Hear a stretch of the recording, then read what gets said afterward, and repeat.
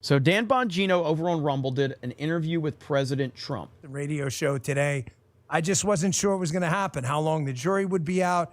We just finished the interview. That's why I've got the jacket on. A few things get out of the way. I got a quick break in the beginning. We'll run the interview straight through, take a short break after that, and then I've got some more content. This will be why people are flocking to it. To this interview, another day for 2,000 calories runs about 15, 20 minutes or so. It's worth your time. Hit it. Well, thank you, Dan. They see a guy who's been through a lot on a really busy news day, President Donald J. Trump, as his trial comes to a close. Mr. President, thanks so much for your time. We appreciate it. Well, thank you, Dan. Been my friend for a long time, Dan. Well, I try to keep my friend's circle small. I only like good people, and you're one of them. So I really appreciate everything you're doing. Mr. President, this trial is obviously a sham, a disgrace to humankind. This judge has been an abomination. But I think the seed of all this is obviously the Biden Justice Department. There's been some commentary today about this. The evidence is everywhere. Colangelo coming from DOJ. You got all these meetings at the White House. This is a Biden-directed hit, this entire operation. Well, there's no question about it. I can't mention names like you can. And you mentioned it. I didn't. But the fact is, I'm gagged. They gagged me, so they're allowed to talk about me. I'm not allowed to talk about them. But this comes right out of the White House. This is the way he wants to try and win. Now, so far, it's reverberated. It's gone the opposite. We're way up in the polls. But and I can't imagine anybody wanting to vote for this guy. He's the worst president in the history of our country. Our country's never been so divided like it is right now. He's a disaster. But absolutely, this comes out of the White House. This is a White House show trial, they call it. Yeah. Mr. President, you're sitting in that court every day. This is the worst case of election interference I've ever seen. The Justice Department and legal entities at the ADA, Manhattan, New York State level, and in Georgia. The judge here is just unbelievable. It's, what he's doing, his rulings, everything else. We have a great case, an unbelievable case. There is no case. It shouldn't have been brought. But sometimes it's better to have a good judge than a good case, and they got themselves a beauty. Oh, yeah. I mean, the judge's instructions were a constitutional abomination. This is a serious trial, Mr. I don't listen to Bongino a lot. And I have nothing against Bongino. I just don't know a lot about him, but it seems like people do like Dan Bongino. I've heard nothing but good things about Bongino. I just don't watch him a lot, but I know he's definitely a supporter of President Trump and always has been. Mr. President, I mean, yes, you were the president of the United States, likely to be the next one, we all hope, but you're still a citizen. This isn't the Soviet Union with gulags. This case has to be proven beyond a reasonable doubt, every element of every piece of every charge. And that's clearly not what the judge appeared to be implying with these ridiculous North Korea-style instructions he gave to the jury today. It's disgraceful. And people are angry about it, and it's very confusing to people. And the bottom line is there's no crime. They can't show a crime. Nobody knows what the crime is. And if you look at all the legal scholars, Dan, all the legal scholars and the brilliant, let's call them the law minds around town, every one of them, all of your friends, many of your friends, but all of your friends, they say there's no case here. This shouldn't have been brought. And it could have been brought 7 years ago. It didn't have to be brought in the middle of an election. Yeah. Mr. President, the reason they brought it. If I didn't run or something, if I was like everybody else, number 3, 4, 5, 6, 7, they wouldn't have brought this case ever. And that's what's so bad about this. And I've talked about that. Trump has mentioned that 1,000 times. But ultimately, that's where it comes into. Like, we know that these cases, none of these cases would be happening if Trump wasn't running and dominating. First of all, it's not even that he's running is the problem. It's the fact that he's dominating. He's become too popular. Becoming too popular when you're outside of the machine is a fucking problem. Ask Alex Jones, because Alex Jones became too popular. It's not that Alex Jones was, and this is what it comes down to. People don't care what people are saying at all. They care when too many people agree with what that person is saying.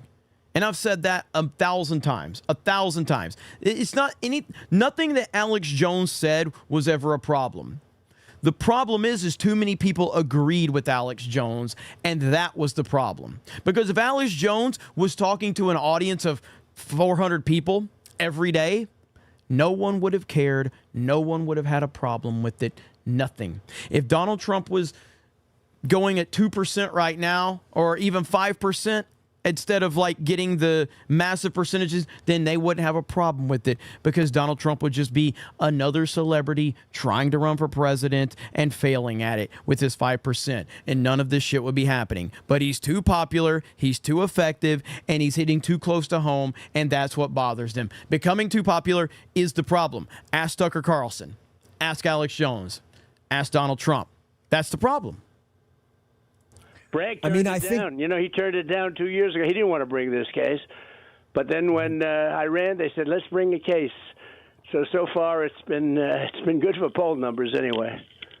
Yeah, and I understand the gag order, and I'm not obviously not trying to get you in any trouble here. You got these people are just, they've got it in for you. It's clear. Yep. But again, I mean, Cy Vance and others clearly passed on this case. The FEC, the Federal Elections Commission, for the liberals listening, has already said this is not an election violation. This is the case here. No one's.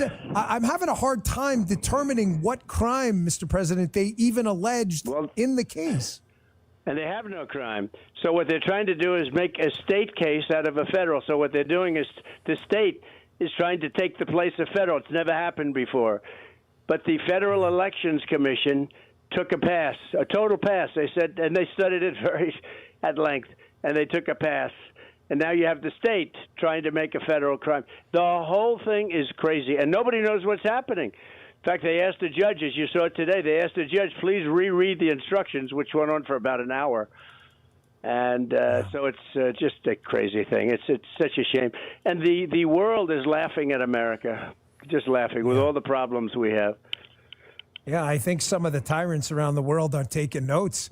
They're probably thinking to themselves, this Biden guy's really good at this tyranny thing. You ever find it odd, Mr. President, that they accuse you of being a dictator, the Hitler things are out again, and yet every single thing these despots and scumbags did, they're doing, not you. Don't you find that a little weird? That's a common tactic by the left and people with left-wing tendencies, is they accuse you of the very thing that they are guilty of. It's everybody knows this. I'm not breaking any news right now. The left fixates on whoever their enemy is or whoever they're upset with, and they basically just invent narratives so that they can take all of the attention off of them. That's what they do. Like, anybody with left-wing tendencies does this. They do it with me. They've done it with you. They do it with Trump. They do it with anybody they disagree with, because those that preach the loudest have the most to hide every single time. Even if you go back, you had the Comey stuff. I fired Comey and a lot of his people, wonderful people, right? But I fired them all. We were knocking out the swamp. I got rid of Comey, very early. And don't forget, I inherited him. I didn't put him there. I inherited Comey. But we got rid of him and some of his people real fast, and a lot of other people too. Thousands of people over the course of the few years. And I mean, the swamp was deep. But I have to tell you, this one is unbelievable. They spied on my campaign. They did the Russia hoax, the Ukraine. They did FISA, everything. They did so many different things. The fake news dossier, remember the fabulous dossier that they paid like $12 million for? That was Hillary Clinton and the DNC. All the stuff they do, Dan. And then they accuse me of, and the funniest part, so they interfere with the election like nobody in history with their locked boxes and all the horrible things they did. And they sue me for election interference, okay? They're a disgrace. They're so bad for this country. These people, they're fascists. It's the only thing they're good at. They're not good at the wall, I can tell you. They're not good at keeping people out, because we have about 16, 17 million people from a lot of bad places. You have millions of people from prisons and from mental institutions pouring into our country and destroying our country, and this is what they focus on. It's just disgusting. Mr. President, one of the best lines I think you've given in an interview, I believe you told Sean Hannity, you said that your revenge will be success, and I really I got up and I thought that's fantastic.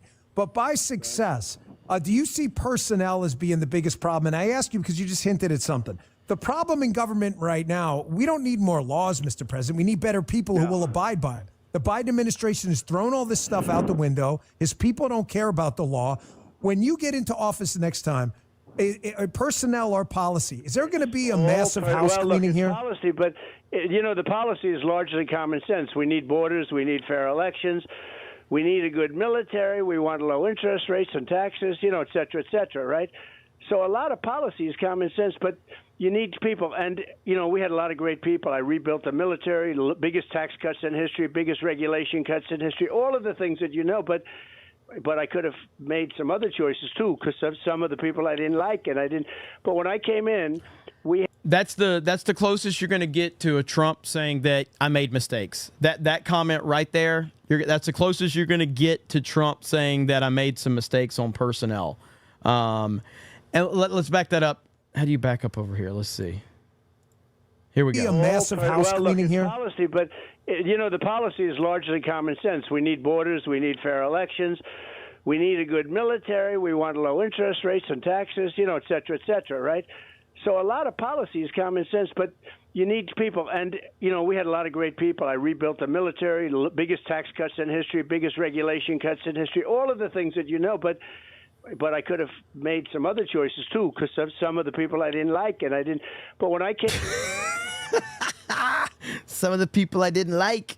But, yeah, that's right there. That's the closest you're going to get to hearing Trump say, like, yeah, I really fucked up on personnel. And but that's good that he's aware of it. That's all. He doesn't need to say it. He just needs to be aware of it. He's clearly aware of it. He said it in the Tim Pool interview. He's just kind of reiterating that right there. That is the biggest problem from the first Trump administration was the people in his cabinet. Came in, I was in Washington my entire life, 17 times. I never stayed over. So I had to rely on people, and sometimes you'd speak to a rhino, and they'd give you some recommendation, whether they meant well or not, and they turn out to be not the great people. Now, unlike Biden, he never fires anybody. I fire people. I mean, think of it. In Afghanistan, they didn't fire anybody. Milley should have been fired. They all should have been fired. That was the most embarrassing day in the history, period, in the history of our country, Afghanistan. The way they, not getting out, I was prepared. We were going to get out with dignity and strength. And keep Bagram, by the way, which is 1 hour away from China, where they make their nuclear weapons, right? So, that's the big Air Force base.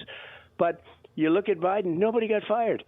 Did anybody ever get fired in the Biden administration? And I think they just don't want him to go out and write books. Like, you fire some of these clowns that turn out not to be good, then they write a nasty book. So I guess maybe in one way he figures at least they won't write books now. They'll get them later. Yeah. Listen, I agree. Personnel or policy, and if we don't get rid of some of these dogs in government who are screwing up our system of government, then you put somebody good in charge of one of these big agencies, you get somebody great, the agency's great. See, and that's what I'm telling you. This is the most important part of this, is him learning his lesson from that first run. And he just said it. I know people have said, like, oh, he said he wants to give the FBI a new building. He's going to wipe the FBI out, and he's going to hire somebody that's going to hold them accountable and create a proper FBI, CIA, whatever. That's what he has to do. He has no choice. This is 4 years. This is his last run. There's not another chance after this. It's like a building. You get a good manager. You get a good manager in a building, it runs good. You get a bad one, no matter what you do, it's not going to run. It's the same thing, little larger version. Mr. President, I know you've got 1,000 important decisions you have to make about personnel with your team. I'm not naive to that, but I made the argument on my show a couple times. You may think I'm crazy, maybe not. I think your selection for Attorney General is your most important pick. Vice President's obviously important, but if we get the Attorney General wrong, I know you won't, but if we get that wrong after this abomination of justice and what happened to you, we're not going to have a country left. Your thoughts on that? Yeah. It's a very big choice, and I made two bad choices. Now, I was loyal. Jeff Sessions, he was the first senator to endorse me. He came to me, please let me. Trump just said he made two bad choices. I'm telling you, he's very aware the personnel problems that he had in his first administration. He was begging me to do it after I won, and I was loyal, and he didn't have what it took. As soon as he heard the word Russia, he ran for the hills. And Bill Barr, unfortunately, I know he endorsed me recently, so it's always tough to be. I mean, if you can believe that he endorsed me, but he was not a man of strength. He was a coward, and he was afraid to go after people on the election, cheating that went on that and everybody knows with a brain went on. And we're not going to let that happen again. But I wish, I made two different choices there. I had it twice. And then you have other important positions, too. I think, by the way, I think defense was very good at the end. He did a good job. But we had mostly good people. Bob Lighthizer was great. We had a lot of great people. But now I know everybody, Dan. I know the good ones, the strong ones, the weak ones, the dumb ones, the smart ones. I know them all. But I was never, I was never a Washington guy. I was with you in New York, and I knew New York very well. But now I know Washington better than probably anybody. And I know the good ones and the bad ones, the weak ones and the strong ones. And we got to get that. But that isn't important. And then you need Secretary of State. You need Secretary of Defense. They're all important, Dan, every one of them. Yeah. Yeah, they are. This Attorney General, with everything at the weaponization of the Justice Department, is really troubling. Important decision, no question about it. Speaking of your trial here as well, Mark Levin, a friend of both of ours, a real great patriot there, he put out a very interesting the thread this morning on his social media accounts talking about how the Supreme Court, and we don't know yet what's going to happen, but if there is a ridiculous conviction in this sham, disgusting, filth-ridden, grotesque trial, I don't have enough adjectives and adverbs to describe this abomination, that the Supreme Court should take this thing immediately on due process violations. They've yet to state a crime, no less prove beyond a reasonable doubt you committed one. Your thoughts on that and the left's attempts right now to intimidate the Supreme Court going after Alito and others? They're clearly doing that to send a message in case this winds up at the Supreme Court. And this is if he's convicted, which again only benefits him. Ultimately, I think only benefits him, and I think they know that. But if he's convicted, there's like no chance that the Supreme Court can't. Again, I'm speaking in normal circumstances, but I would imagine that there's no chance the Supreme Court doesn't get involved in this. Well, they're trying to play the ref. Alito's a tough guy, and he's strong and very, very smart. And he put out a great statement today. In fact, I commented on it. I don't know if you saw that on Truth. Your people love truth, and so do I. And but I commented on it. I gave him a lot of credit for it. But they play the ref. They intimidate him. They still, to this day, by law, they have to give. You can't have protesters. You can't around their houses. You can't. They haven't done a thing. They haven't done a thing. What they're doing is so bad. They haven't done anything to protect the justices. It's really disgraceful what's going on. All that, we heard about it for 2 years. But Alito's great, Thomas great. The three that I put in, I think they do it. I mean, it's a little early, but people are starting to warm up to him. I will say this, but they've got to be strong and they've got to be tough. Alito's been very tough, very good, and Thomas has been good. And we're going to see how it all works out. But it's such an important position, such a big deal. But when I look at the way they're treated, they play the ref. They try and scare them. They try and, look, they're humans like everybody else, but they try and do Bobby Knight. The great Bobby Knight. He'd scream, scream, scream. And Bobby said, well, you're not going to win this one, but we'll win the next call, right? Yeah. And that's what they do with our judges. Not only the Supreme Court justices, but they do it with judges, and they do it with a lot of different people. They do it with a lot of different people where they're afraid to function. People are afraid to function because they don't want to go through it. But and the problem is the left. Look, the problem is the left. I know the left, I know the right. The big problem here, they don't talk about it. The problem is the left, and the big danger comes from the left. Yeah. Yeah, they do. I mean, obviously, they've taken on totalitarian tendencies. I mean, we've seen it. The evidence is everywhere. Mr. President, this discussion, I hate to even bring this, embarrassing to even have this discussion, but this is how crazy they are. This discussion of jail and the Secret Service advancing a jail, I mean, this is third world type stuff. I got to tell you, there are third world, tin pot dictators who are watching this, and they can't believe what's happening. We're living in a third world country. Okay, so, and here's the thing that all of this has taught me, and I think it's opened a lot of people's eyes, and it's the government didn't just start being corrupt because Donald Trump is a political player now. It's always been this way, and it's always been a good old boy system, and every single person in power has always been willing to play ball. And so we've never seen it exposed to this level because there's never been someone that's willing to expose them and stand up against them. Donald Trump has broken the system.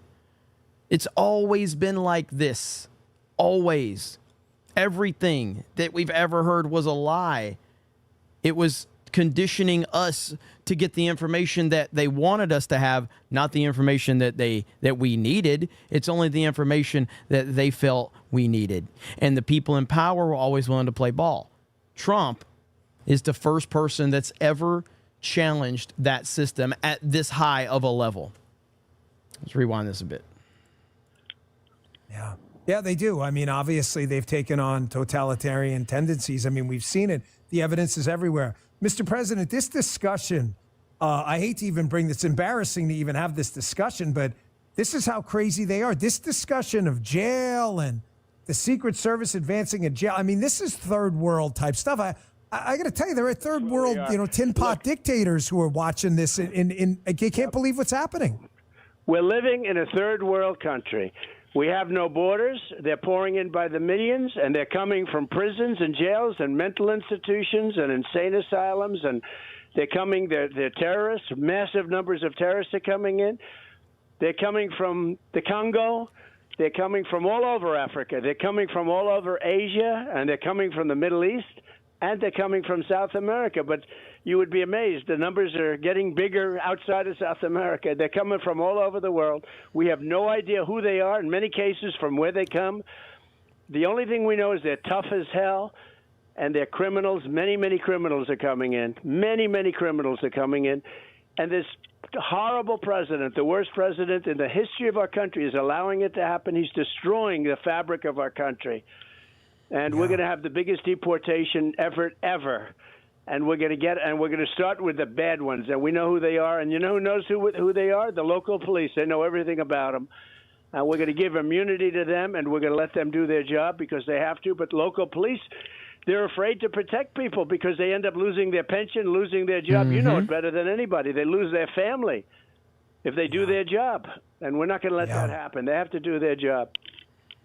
So, Mr. President, Joe Biden had a rally in Philadelphia, Pennsylvania, in a gym.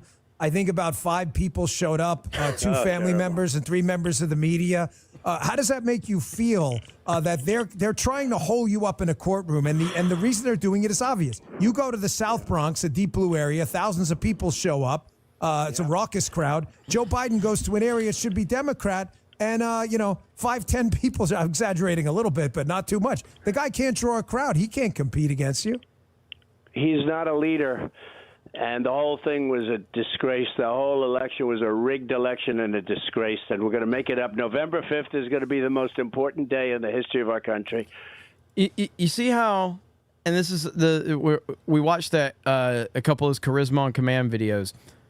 No matter what questions Donald Trump is asked, he tends to stay on point. He doesn't get caught up in the details of any new questioning or anything. He still just stays on point. It's a rigged election.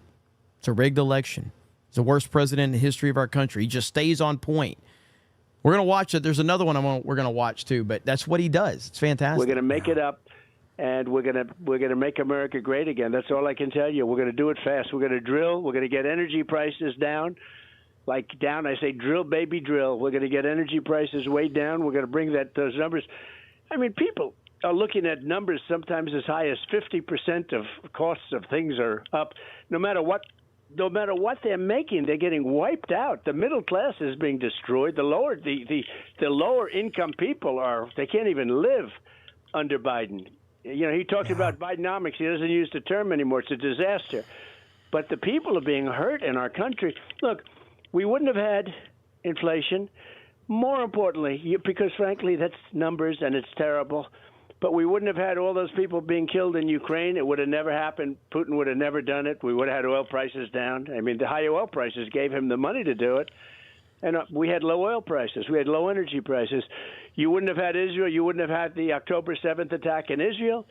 You wouldn't have had any of this stuff. You wouldn't have China. China wouldn't be eyeing Taiwan, which looks like they want it pretty badly. They weren't doing it. I had plenty of talks with him, and I had plenty of talks with Putin. They would have never gone in. Putin would have never gone in. President Xi would have never gone in. We would have had a much different world. I'll tell you, Dan, you wouldn't have had those two things alone. You wouldn't have had inflation. And if you take those three out, and you have had Iran was, as you know, they were broke. They weren't funding Hamas, and they weren't funding anything. They weren't funding Hezbollah. They weren't funding any of these terror states, these terror gangs, you call them, because they're gangs. And they were being funded by Iran. Iran had no money. They had no money. We had anybody bought, they couldn't do business in the United States. They had no money. And now they have $224 billion. Yep. A lot of money. Yeah, that's great. They're a different group, and they're looking to get a nuclear weapon, and they're going to have one soon, because this idiot is allowing them to have a nuclear weapon. And when they have, you're not going to be able to talk to them anymore. Yeah, just a new report released on their progress. Mr. President, I'm sorry you're going through all this. Thanks for fighting for the country. We really appreciate it. And thank you so much for these exclusive comments after this sham trial today. We really appreciate it. Thanks for your time. It is my honor to be fighting. Thank you very much. Thanks, Dan. Thank you, sir. Appreciate it very much. President Trump, folks. Good interview from Dan Bongino. So good job, Bongino. We'll give him a like right there. Yeah, it was good stuff. So again, I don't watch Bongino that much, but that was a good interview, and really happy for President Trump, talking with him. And again, it's just this whole thing is just such nonsense.